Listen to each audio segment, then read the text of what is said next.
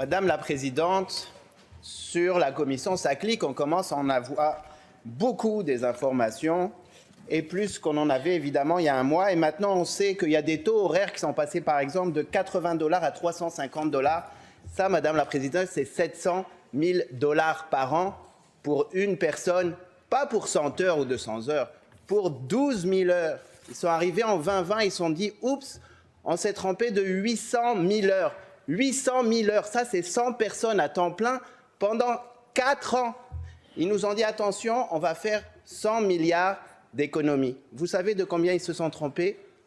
1 milliard d'économies, pardon. Ils se sont trompés, ils trouvent ça drôle, ils se sont trompés de 1 milliard sur 1 milliard. C'est zéro d'économie. Le problème est systémique. Ils étaient où, les ministres du transport? Ils étaient où, le ministre du numérique? Pendant 7 ans où l'argent public a été délapidé. Collègue remet en évidence l'importance et la pertinence de la commission d'enquête qui est en train de se dérouler actuellement.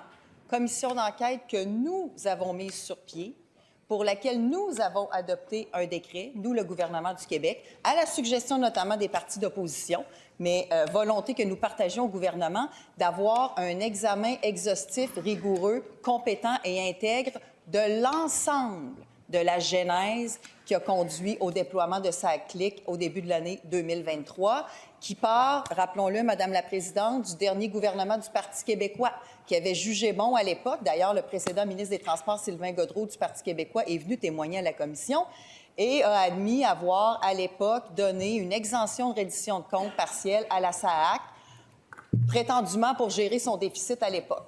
Donc, donc, les choses ont évolué. Le Parti libéral, en 2017, a signé le fameux contrat avec l'Alliance qui a donné lieu à la suite qu'on connaît. On ne sait toujours pas où ils étaient, Madame la Présidente.